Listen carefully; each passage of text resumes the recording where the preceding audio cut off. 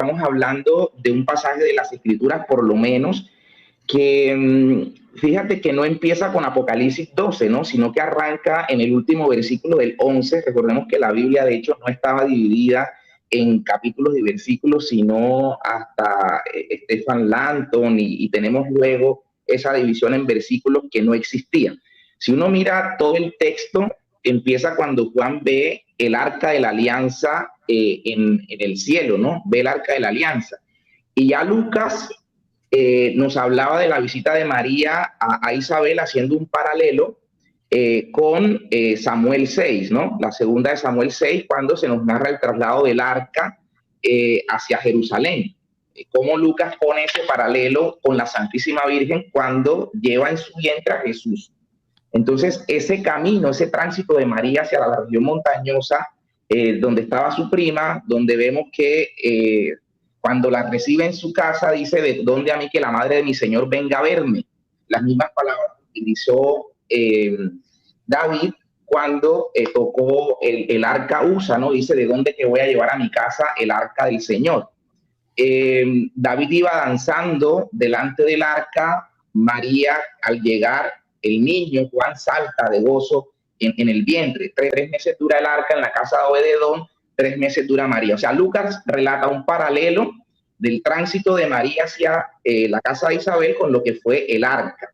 Entonces, ese arca de la alianza, que es María, es lo que ve Juan, y al instante ve la señal, ¿no? La mujer. Entonces, ve a la mujer que da a luz al hijo varón. No hay duda que el hijo varón que ha de gobernar a las naciones con cetro de hierro es Cristo. No hay duda. Ahora, ¿la mujer quién es? En principio, esa mujer es María. Israel. No, a ver, que polivalentemente veamos a Israel y que veamos a la iglesia, incluso, no cercena que es María, ¿no? Porque es la madre. Evidentemente es María la madre, hija de Sión también, madre de las naciones, como dice el texto. Entonces sí, es Israel. Y uno mira cuando dice que el dragón que había puesto enemistad entre la mujer, dice el texto, ¿no? Vemos que la serpiente va a hacerle la guerra al resto de los hijos de la mujer. ¿Y quiénes son el resto de los hijos de la mujer? Los que hacen la voluntad de Dios y siguen el testimonio de Jesús. Entonces uno dice, bueno, no es que Israel esté tan perfectamente configurado allí, pero por supuesto que de Israel surge el Mesías, y uno podría entender que hay un arquetipo allí, pero sin duda María, el fiat de María, el sí de María, en cierta forma es el sí de Israel. María es parte de la historia. Correcto. Entonces no podríamos nosotros desdibujar la figura de la mujer, de María, del arca de la alianza, que es vista por Juan en la mujer. Ahora, eso no le quita, repito, así como cuando vemos el número 12 en la corona, pues uno mira que allí está o los 12 patriarcas o los 12, las 12 tribus y los 12 apóstoles. Uno no puede decir que 12 significa solamente uno de ellos, ¿no? Pero también hay que recordar que el texto de los 12 también se encuentra en Génesis 37, con una alusión a Jacob, que es Israel. Sí, claro. Ojo con eso. Si me permiten tener la primera participación. Adelante. Y tomando el hilo de lo que decía Hugo Delgado en su intervención, no debemos caer en falsas dicotomías. ¿Qué quiere decir esto? En palabras simples, en creer que es lo uno o lo otro. O sea, no hay necesidad para afirmar una cosa, tener que rechazar la otra. De hecho, la Iglesia, en su gran tradición, sí ha reconocido que esta imagen de la mujer apunta en cierta medida a Israel como la virgen pura que tenía que ser preparada para su Señor, para su esposo. También, no solo Israel en tiempos de la antigua alianza, sino también la Iglesia, ahora ya en tiempos de la nueva alianza. Y esto conectándolo con lo que decía mi hermano Fabián, cuando él señala que no porque se reconozca a Israel, como bien señalaste, hermano, en Génesis capítulo 37, el verso 9, nosotros vemos que de este pasaje se está recogiendo esta imagen del sol, la luna, Exacto. las estrellas. Claro, todo está en una perfecta armonía. Y ahora sí, trayendo a la mesa lo que señalaba Fabián, de que también vemos ahí a la Virgen María, porque vemos que el niño que nace es un individuo específico, histórico, que sabemos que es el Mesías, es Jesús. Tenemos también a otro personaje, que es el dragón, la serpiente antigua, que también es un individuo específico, sabemos que es Satanás. Y también no solamente el que es dado a luz, sino aquella que da a luz, a saber, la Virgen María. Entonces, no hay necesidad de rechazar algo para poder afirmar lo otro, sino que la Iglesia Católica reconoce la validez de la figura de la mujer como Israel en su sentido ideal, como el pueblo fiel, también la Iglesia, y al mismo tiempo reconoce también a la Virgen María. Sí, a María, sí. Así es, y no solamente como la mujer histórica que da a luz al Mesías en cumplimiento de aquella primera promesa de redención en Génesis 3:15, el llamado proto-evangelio o el primer anuncio evangélico, la primera promesa de redención, donde se dice, ¿no?, que la mujer, que Dios iba a establecer una enemistad entre la mujer y la serpiente, y entre la simiente de la mujer y la simiente de la serpiente. Entonces vemos que se promete algo en el primer libro de la Escritura, y precisamente en el último libro de la Escritura se da un cumplimiento. Y termino con esto antes de dar la palabra a quien la quiera tomar. Okay.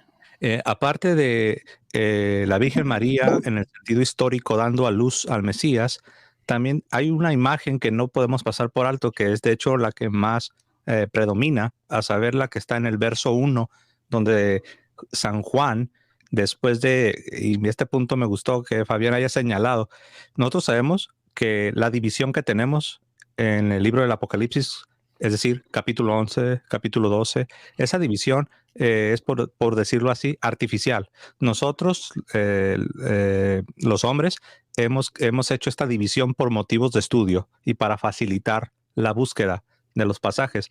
Sin embargo, en su sentido original, eran parte de un mismo texto. Ahora, el último versículo del capítulo 11 está íntimamente ligado al primer versículo del capítulo 12. ¿Qué dice el último versículo del capítulo 11? Pues Juan dice que vio una visión en el cielo, ve el templo de Dios, ve que está abierto el templo de Dios y ve el arca de la alianza de Dios. Siguiente versículo dice, y vi una gran señal en el cielo, una mujer vestida del sol, con la luna debajo de sus pies y una corona de 12 estrellas. Entonces aquí ya tenemos, dejamos a un lado que si es María, que si no, pero definitivamente vemos a una mujer coronada, y es una mujer coronada en el cielo. Entonces ahí tenemos la imagen que se está tomando del reino davídico, es decir, la madre reina. Eso es muy común en el reino davídico. La reina no era la esposa del rey, sino era la madre del rey. La madre reina es una imagen bíblica veterotestamentaria. Entonces, la madre reina la tenemos en vista en Apocalipsis capítulo 12. Pero también la madre reina, Dios en la antigüedad la condenaba, y para el tiempo del apóstol Pablo se condenaba el culto a la madre reina, que posteriormente la Virgen María se le dio otra connotación y la pusieron divina. Eso está en la historia de la iglesia, varón, y no se puede negar. Sí, pero debemos distinguir, porque el que no distingue confunde. ¿A qué me refiero con esto que debemos distinguir? La reina de la que estamos hablando no se trata de la diosa pagana que algunos pueblos de alrededor de Israel llegaron a adorar. No, estamos hablando en un sentido histórico ni siquiera de una deidad, de una divinidad. No, estamos hablando de un oficio político, por así decirlo. La madre del presidente, diríamos, ¿no? La madre del rey, la madre reina. Ahora, ¿por qué es relevante explicar el reino davídico y el papel que jugaba la madre del rey cuando hablamos de Apocalipsis capítulo 12. Es súper relevante porque recordemos que el Mesías, Cristo Jesús, Él es el que se sienta precisamente en el trono de David, su padre. Jesús viene a cumplir las misericordias firmes a David. Él viene a restaurar el reino de Dios, es decir, el reino davídico. Ahora, el reino davídico en la Biblia tiene este rol, tiene una madre reina. Ahora, la madre reina sabemos que es que no se toca mucho y no se le da mucho revelancia a la madre de David en la antigüedad. No, porque recordemos que el antitipo es superior al tipo. El rey David es tipo, era una sombra de lo que había de venir. Y Jesús es el antitipo, es decir, el cumplimiento, no la sombra, sino la realidad, o como dice San Pablo, el cuerpo, la esencia, lo que puedes palpar, la realidad. Entonces, claro, lo que vemos en el Antiguo Testamento es solamente una sombra, es un destello, es un mirar a lo lejos. Fabián Ramos, no sé, como que lo noto como que nervioso. Sí, no, más bien ansioso, más bien ansioso por intervenir y complementar un punto. ¿Qué tema este bueno? Sí, mira que ahora que José hace referencia a la Guevará o a la Reina Madre, podemos irnos al capítulo 2 del segundo libro de los Reyes, el verso 19, y es lo que queremos que se entienda, el papel que jugaba la madre del rey en el reino davídico.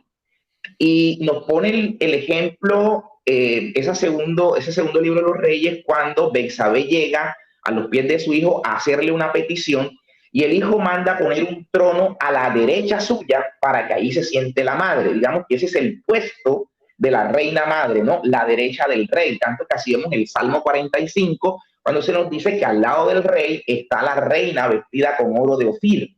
Ese es el puesto de la reina. De hecho, cuando vemos en el Nuevo Testamento el saludo que le da el ángel a María con la palabra Jaire, la palabra Jaire es usada 5 veces en el Nuevo Testamento. 4 para Jesús y 1 para María. ¿Dónde ves, por ejemplo, cuando los soldados romanos que trenzan la corona y la ponen sobre la cabeza de Jesús, le ponen la caña, le dicen Jaire y hacen genuflexión o se arrodillan, no salve el rey de los judíos? Era el saludo a la realeza, un saludo real, el Jaire. Ese Jaire es el mismo saludo que encuentras que le da el ángel a María. El hecho que María o que Lucas haya puesto el énfasis en decir que María se conturbó y se preguntaba qué quería decir aquel saludo, es porque en el saludo hay un contenido profundo. El saludo que el ángel da a María. Y fíjate que lo que le dice, la conexión es que te concebirás a quien heredará el trono de David, su padre. Es decir, ahí está el calificativo real. Y por eso el saludo de realeza inicial, y por eso se conturba. Entonces, no se tratan de anacronismo, se trata de mirar la integralidad de las Sagradas Escrituras para no mutilar, ¿no? Para no quedarse con partes, sino mirarla en su todo, en su conjunto. Y al poder mirar las Escrituras en su conjunto, vemos el papel protagónico de María, así como el rey que es Cristo, así también tenemos a María, la madre de ese rey, la Guevará, la reina madre, jugando un papel importante en ese reino, y por eso es vista en el Apocalipsis con esa corona de 2 estrellas como la reina. Entonces, digamos que ese punto es central para poder entender el papel de María y poder saber por qué sube, como cuando el texto dice, ¿no? Desciende, sube tú también a tu reposo, tú y el arca de tu santificación. Entonces, en ese sentido vemos que creemos en la asunción de María, que está al lado de Cristo, al lado del Rey, por todos estos textos bíblicos armonizados. Ahora, si alguien pregunta, bueno, ¿por qué precisamente tiene que ser la Virgen María la que venga a cumplir este rol de Madre Reina? Pues por la sencilla razón de que ella es la mujer que Dios escogió para convertirse en la madre de Dios encarnado, de Jesucristo.